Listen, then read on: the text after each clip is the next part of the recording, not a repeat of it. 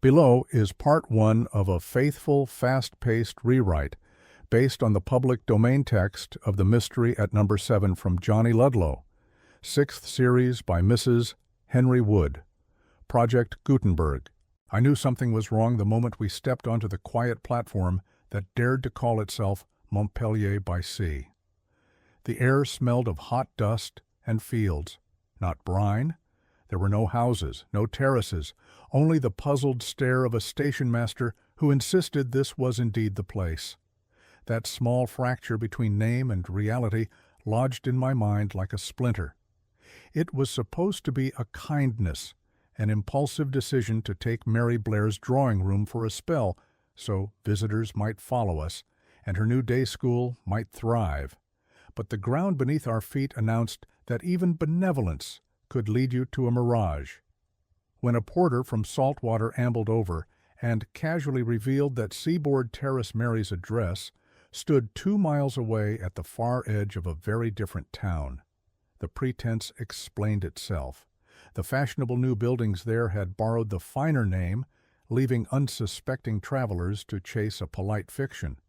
I told myself not to read meaning into a conceit of geography, yet the mind, once teased, keeps tracing patterns. If the town's name could be misapplied, what else might be draped in the same thin silk of respectability? We reached Saltwater by a later train and found Mary at number 6, grateful and flustered, apologizing for not warning us. Her little school for boys of good families looked hopeful. The sea lay bright beyond the sash windows, the terrace itself, a neat run of 7 houses with bay-windowed parlors and balconies, seemed confident in its view of the horizon. Still, the 2 end houses carried an air of self-possession the smaller lodgings could not copy. At number 7, next door to Mary, lived the Peaherns, people everyone said were admirable. He had made a fortune as a wholesale druggist and retired. She was not well and walked with a slight limp. They had a single son in London, handsome, clever, preparing, so rumor had it, for the bar. They had shown Mary kindness when kindness mattered introductions, pupils, steady neighborliness that feels like a hand at the back when you have just begun to climb. Then came the pause in Mary's voice that told me what was coming mattered more than the gentility of any detail. The sun had returned at Easter for 3 weeks and then again in May. There had been a private storm, raised voices, a father's anger, and by evening the wave had broken hard, and finally, the young man was dead. The verdict of the coroner's jury named insanity, the ground of compassion that explains everything without truly explaining anything. What followed was a tide of debts and claims no one expected, the sort of mess that arrives like a second funeral. The Peaherns left England soon after, the husband allowing their lawyer to settle the obligations while he took his wife abroad for a change of scene that everyone understood meant escape. They left behind only 2 housemaids to keep the place aired and watched. Their old cook, 25 years a fixture, having gone with her mistress like a seal attached to its post. I tried to file the facts into ordinary drawers: good people, bad shock, hasty departure, faithful servants. Yet the mind is not a cabinet. It is a room with windows. And from our windows at number 6, the blank, well-kept facade of number 7 became a mirror that reflected more than it showed. The next afternoon I took little Joe, Mary's gentle, fatherless boy, down to the sands. He stood solemnly watching the donkey rides and counting the coins he did not have. I promised the 6pence, and he promised the patience. Both of us kept our word. The sea wore its best in that hour organs played. Children wobbled on saddles, sails skimmed along the glitter, and for a moment I thought perhaps the mind would unclench. Then Joe spotted a familiar figure and brightened. One of the Peaherns' housemaids approached, tidy in a black and white print, ribbons crossed at the throat, eyes too melancholy for her youth. Her name was Matilda, and she had been kind to Joe, which was reason enough for me to trust her before any other acts of tenderness are a clearer credential than any introduction. We spoke of little things until the great thing inserted itself. She had found him, she said. Her voice thinned on those words as if the beach wind had taken half of it away. I asked nothing further. Often grief is not a question you ask, but a door you leave ajar. I watched Matilda as she settled Joe's excitement into the rhythm of waiting, and a thought nudged me again how accidental goodness can be, how a servant's quiet presence can hold more weight than a household's grand name. The blank windows of number 7 felt like eyes that did not blink. That evening, Mary told us how she had come to Saltwater at all. A clergyman named Lockett, friend to her late husband, had a brother who practiced medicine here and thought Mary might thrive in a place where families sought refinement as much as air. Friends scraped together what they could and pressed a 10-pound note into her hand to start. The school already had boys with good surnames, the kind who would one day make theirs important through repetition. I was relieved for her, honestly relieved, yet the shape of number 7, looming just beyond the wall, returned to my mind with the regularity of a tide. An empty house can be the loudest property on any street. It keeps saying the same thing until someone understands it. Before bed, I tried to make sense of the line that seemed to run invisibly beneath everything, from a station that misnamed itself, to a terrace that borrowed prestige, to a solid family whose only son had ended with a verdict so convenient it silenced further inquiry. Perhaps it was fatigue, perhaps it was nothing. Yet, when a servant with quiet hands says she has had the shivers since the night she found a body, you listen to the tremor, not the explanation. And when a house remains occupied only by duty and dust, it begins to feel less like a home and more like a sealed envelope. Some letters change lives before they are open. The next morning dawned clean and bright, the gulls calling above the water with a shrillness that made sleep impossible. Joe's small hand in mine as we walked toward the terrace was a steady weight, but my mind was not steady. Number 7 stood quiet, shutters angled to catch the sun, blinds drawn with the neatness of servants who had been taught their tasks too well. It was this perfection that unsettled me. Houses where people live show a scatter of life, a forgotten shawl on a balcony. A door left open for the morning air, but number 7 presented nothing but order, as if the house itself were waiting, holding its breath. Matilda had promised to bring Joe some shells she collected the evening before. She came out at 11:00 a.m. with a small paper parcel tied with string. Her eyes flicked to the upper windows before she handed the bundle over. I noticed the tension in her hands, the way they clasped each other when she thought no one watched. She thanked me for speaking kindly to her on the beach and whispered that she hated being in the house after sundown. The other girl laughed at her nerves, but she felt things. She said cold drafts where no door opened, small noises in the passages that ceased when you listened harder. I did not press her. Fear often tells truth that explanations will not. Later that day, Mary excused herself to meet a new pupil's parents, leaving me in charge of Joe. He begged to go shell hunting, so we made our way to the sands again. The tide had gone out far, leaving pools of trapped water glinting like broken mirrors. Joe scampered from rock to rock, holding up treasures only a child would find precious: a broken crab claw, a strip of seaweed, the leg of a toy soldier.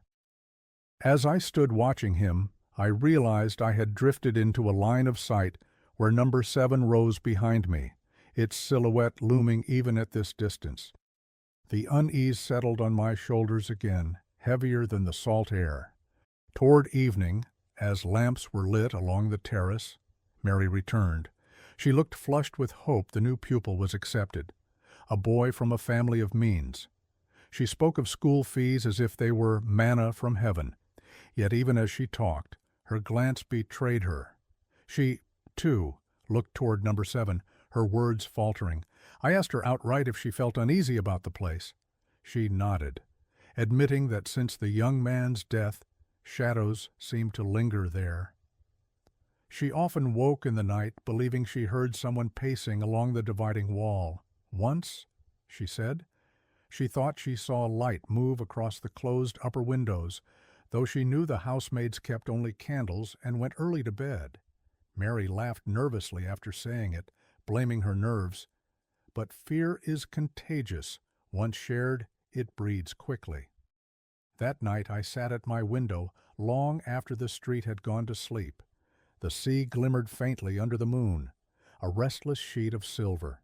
And then, from number 7, came a sound. Not loud, not even clear, but distinct enough to still my breath. A dragging, shuffling step, as though someone were moving through a passage slowly, unwillingly, carrying a burden. It lasted less than a minute, and then ended in silence. I told myself it might be the servants, yet the hour was nearly 1:00 a.m., far too late for honest work. The next day Mary confessed she had heard it too, faintly through the walls. She had not wanted to alarm Joe, but he was already whispering of strange dreams, dreams of a man calling from the stairs. I told myself firmly that children imagine, women exaggerate, houses settle. Still, every instinct argued otherwise. Truths press at the edges of silence like water against stone. And in Saltwater, at Seaboard Terrace, the silence of number 7 was beginning to speak. Days passed, and with each one the feeling deepened, as if the terrace itself carried a secret that no one dared unfold. The other households bustled with summer visitors, windows flung wide, music drifting out, families calling to one another with laughter that carried down to the sands. Number 7 alone stood apart, its curtains drawn, its door rarely opened. Only the occasional appearance of Matilda, crossing the street for provisions, reminded the terrace that the house was not entirely deserted. One evening, just as the lamps were being lit and the sea breeze grew sharper, she stopped me as I returned from the shore with Joe. Her face was pale, her voice barely more than a whisper. She said she could not stay there much longer. The other maid slept soundly, deaf to anything but her dreams. But Matilda heard things. She described low moans from the back rooms, footsteps crossing the corridor above her attic chamber, the creak of a door opening when every latch had been bolted. Her hands trembled as she spoke, and I could see the honest terror in her eyes. She admitted that she was the one who had found the young man after the quarrel in May. She had gone up quietly with a tray, meaning to coax him to eat, and instead had seen the stillness that changes everything. That sight had never left her.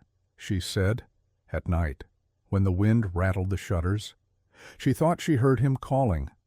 I told her firmly it was grief and nerves, nothing more, but my words sounded thin even to me.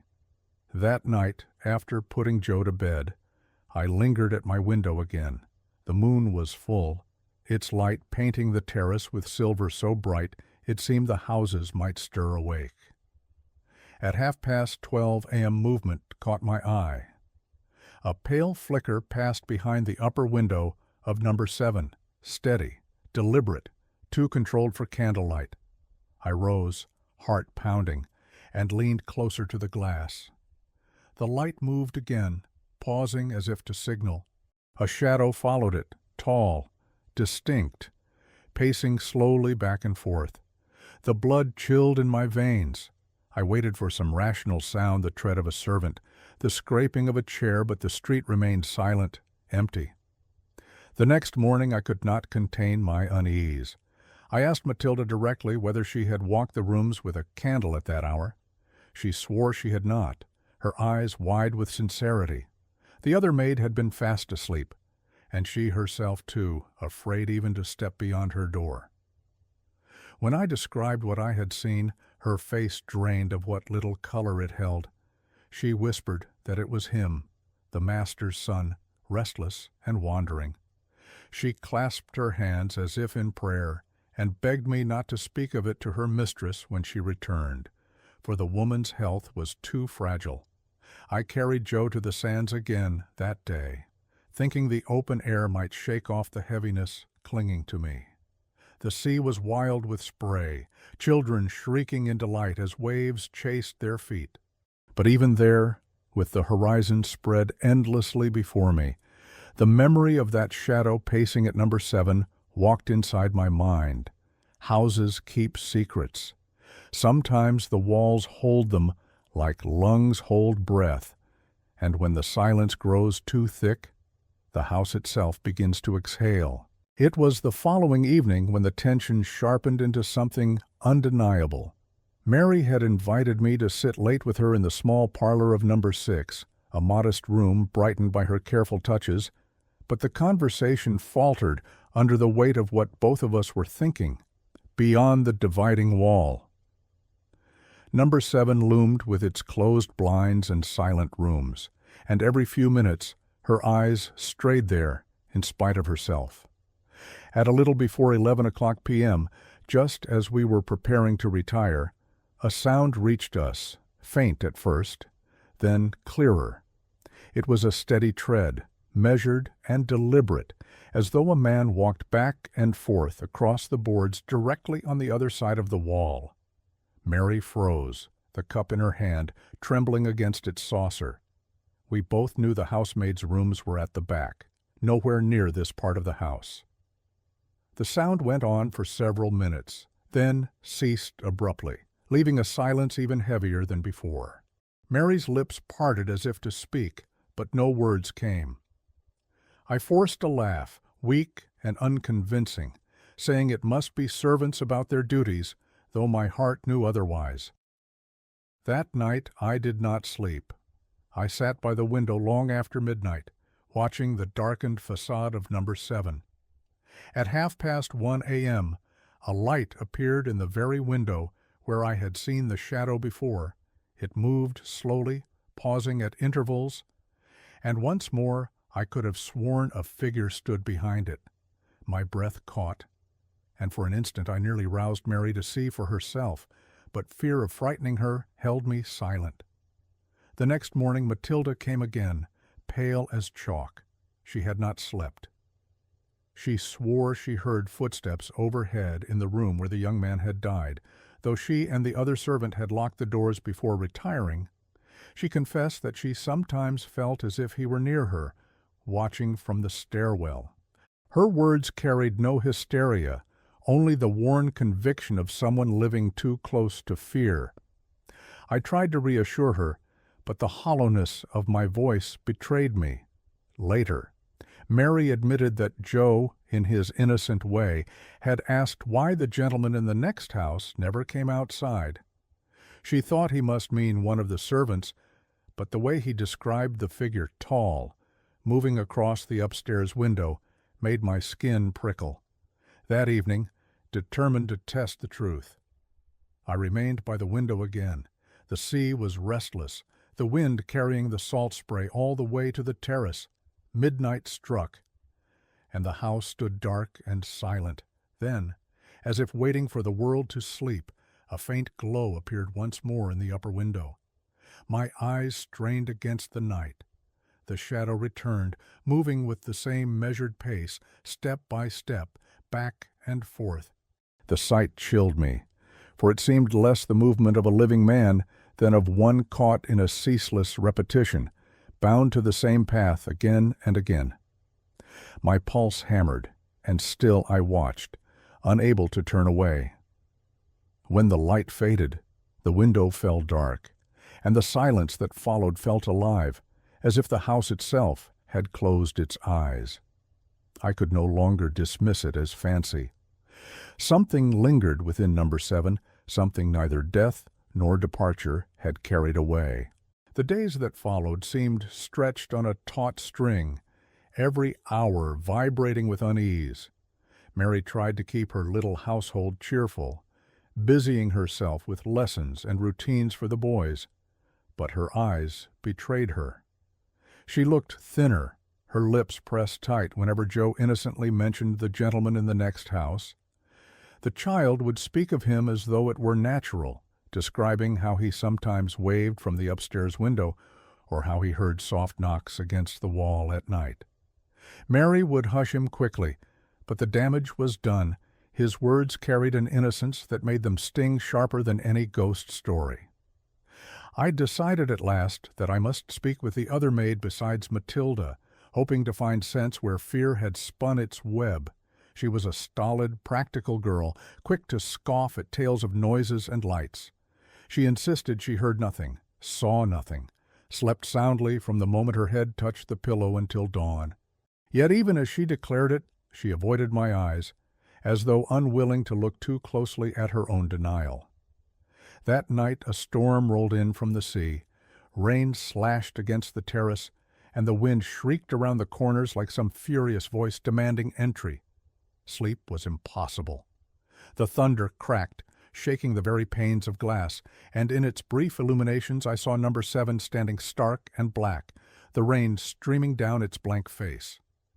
At close to 2:00 a.m., a flash revealed the upper window. My heart leapt. There he was, or what I believed to be him, a tall figure pressed against the glass. Features blurred but presence unmistakable. He stood utterly still, watching, as though the storm outside did not touch him. The next instant, darkness swallowed the view, and when the lightning struck again, the window was empty. I remained rigid at the sill until the storm passed, every muscle taut, every nerve alight with dread. In the morning, Mary found me pale and sleepless, but before I could decide whether to tell her what I had seen, Matilda came knocking in agitation. She had been woken in the night, not by thunder, but by the sound of heavy footsteps ascending the stairs. She swore she heard the key turn in the lock of the very room where the young man had died, though no key had been left in the door. She trembled as she spoke, certain that he was there, restless, unable to leave. I wanted to soothe her, to offer some rational answer, but the memory of that figure at the window sealed my tongue.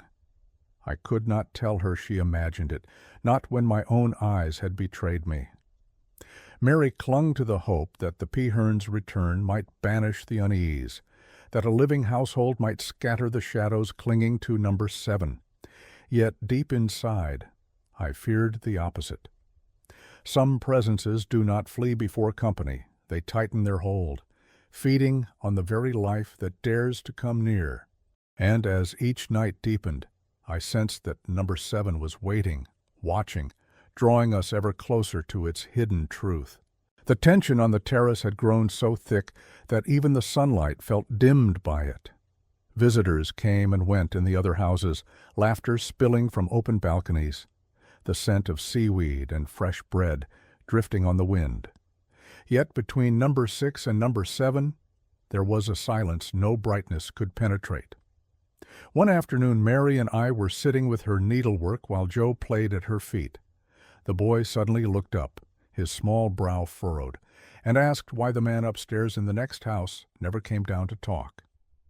He said the man had smiled at him through the window, raising a hand as if in greeting. Mary's needle slipped from her fingers, her face paling to the color of linen. She scolded him gently, saying he must not imagine such things, but her eyes found mine, wide and frightened.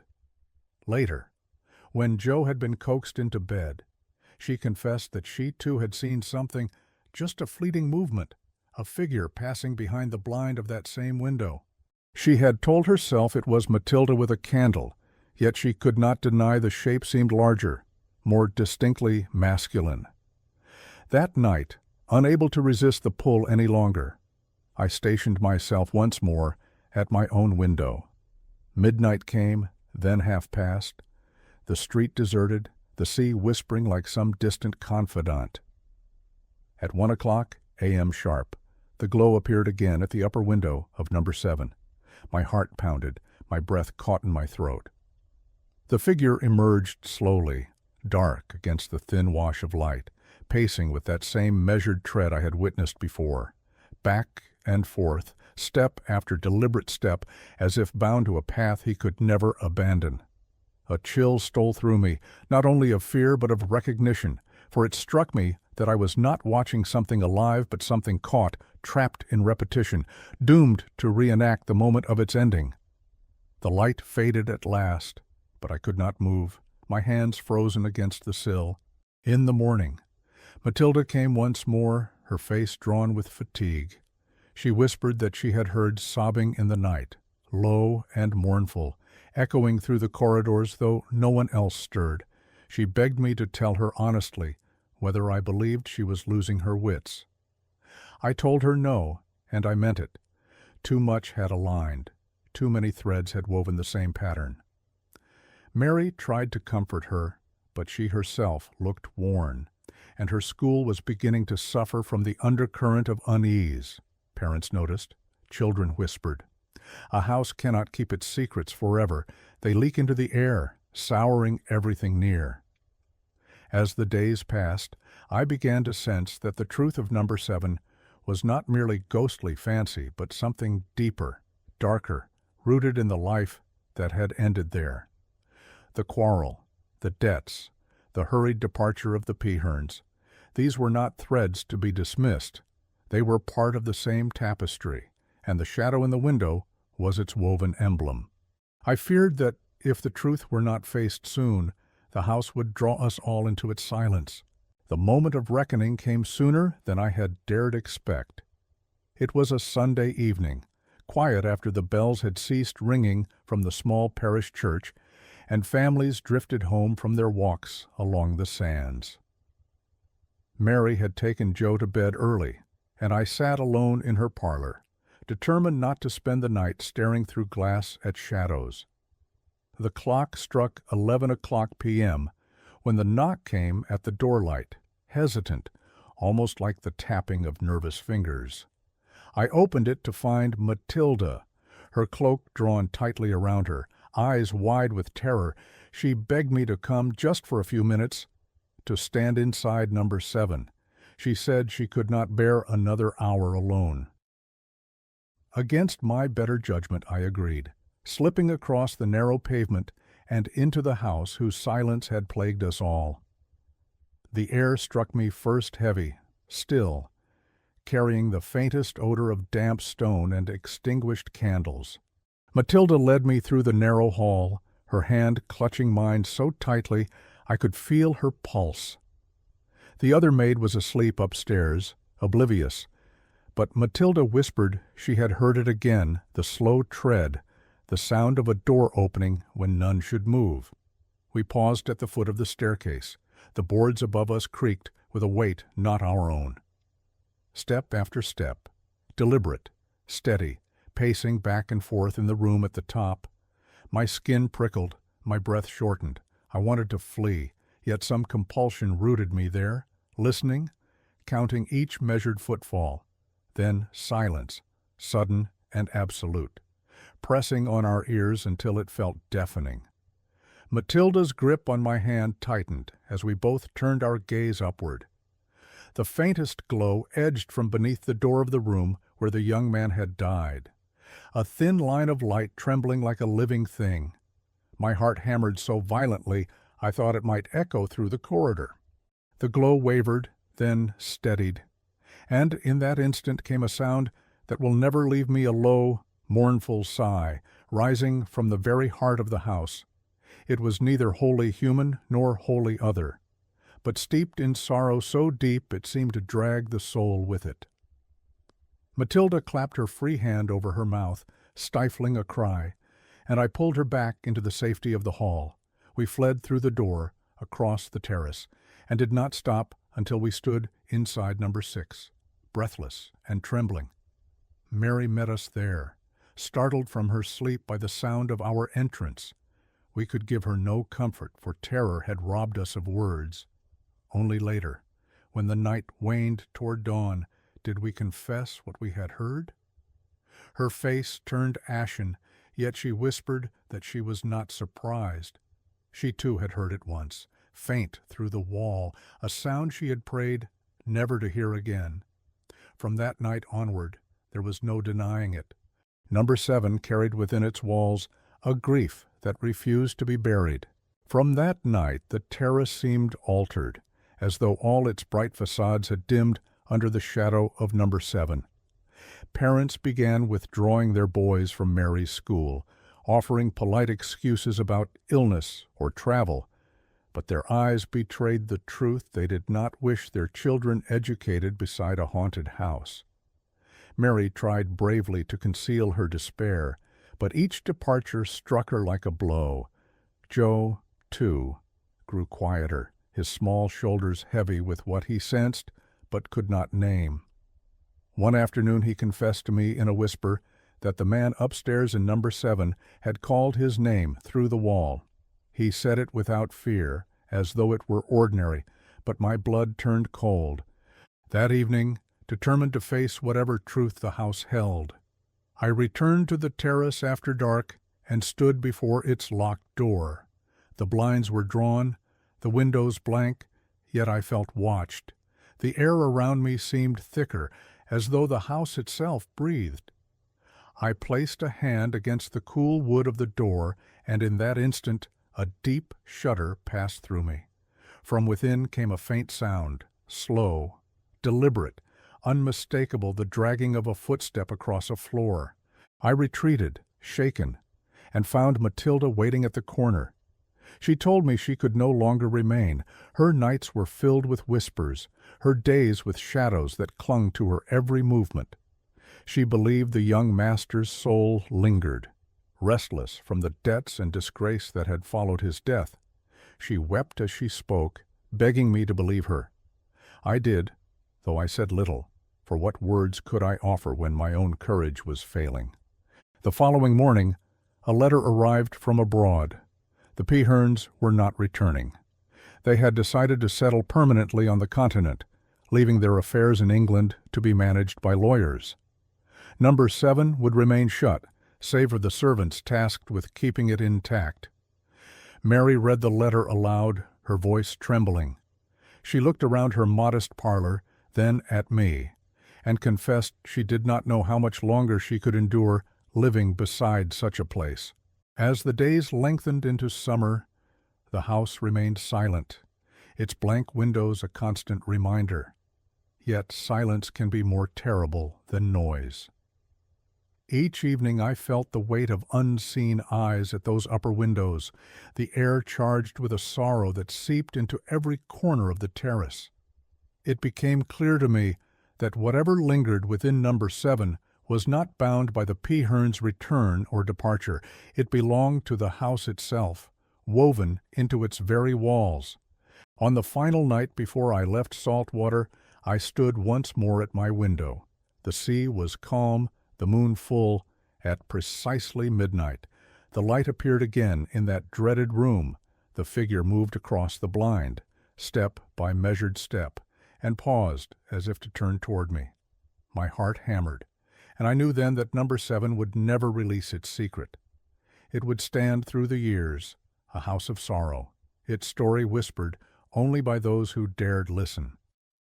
And so I left, carrying with me the weight of what I had seen and heard, a lesson carved deep into my mind that grief unspoken becomes a shadow, and shadows, once born, do not easily die.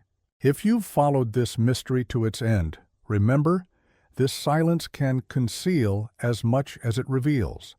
But truth will always find a way to breathe. Like, share, and subscribe if you believe some houses hold memories stronger than stone, and leave a comment with your own thoughts on whether sorrow can bind a soul to the place it loved or hated the most.